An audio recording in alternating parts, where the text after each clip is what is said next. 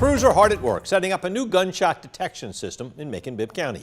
It should be installed by the end of February. Now, the system, called ShotSpotter, will place acoustic sensors at selected spots around the county to pinpoint gunfire and then alert the sheriff's office to the location. Last fall, Macon-Bibb County leaders unanimously agreed to spend nearly $2 million of the county's American Rescue Plan money on ShotSpotter. Tonight, our 13 Investigates Ashlyn Webb explains why there are questions about how well the county researched the deal before buying in.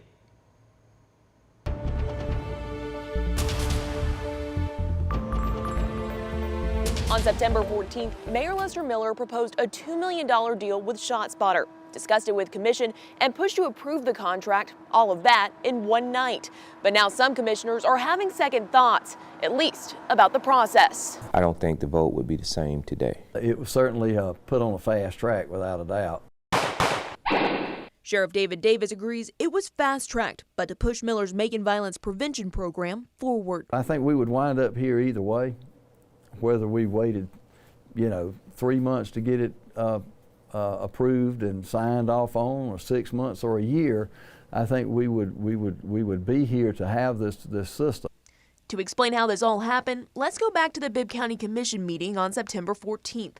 That's the only time the $2 million deal came up in a public meeting. So you can hear the gunfire. A ShotSpotter rep gave a sales pitch to commissioners, the first time the public could hear from the company, and the only time commissioners could publicly talk about the new technology.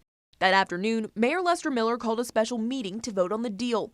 Commissioner Virgil Watkins said then and there, it felt rushed. I would love to have been able to read this, prior to the vote, which would have happened on a regular day, because it just got sent to us at 12:24 after we discussed it the first time. But we'll make our decision on ShotSpotter with none of this information, which again just seems inappropriate.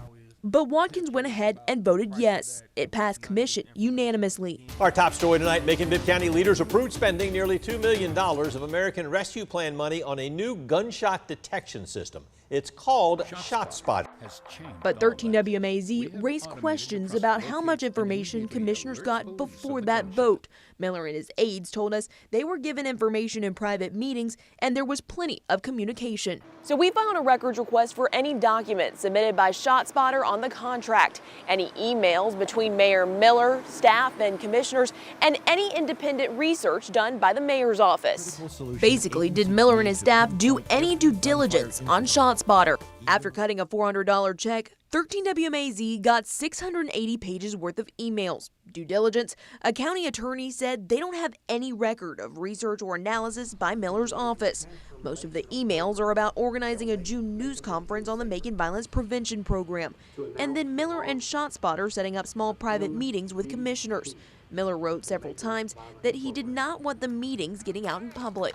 I think it was well orchestrated to ensure that there were no negatives mentioned during or before our voting process. I think it's easy to say, oh, you supported it. Yeah, I supported it with the information you gave me. It's just like the prosecutor and the defense. Once the prosecutor lays out their case, you're like, wow. And then all of a sudden, here comes the defense with the other side. And a lot of times we don't get the other side, or we didn't get the other side when it came to ShotSpotter. So what is the other side? Miller and the commissioners might have seen an Associated Press report on a man who was falsely charged with a crime based on ShotSpotter evidence that was wrong. Or they might have read the City of Chicago Inspector General's report that said ShotSpotter alerts rarely led investigators to gun crimes, and there was no evidence it helped reduce violent crime. Or they might have watched last year's 11 Alive investigative report that said Atlanta police tested ShotSpotter for a year in 2019 and decided it was not worth the money. All of that information was available long before September 14th to anyone who Googled ShotSpotter. But the records we got from Macon-Bibb don't show that Miller and his staff checked out that information or shared it with commissioners. Both Commissioners Al Tillman and Virgil Watkins say they did not have time to do their own research.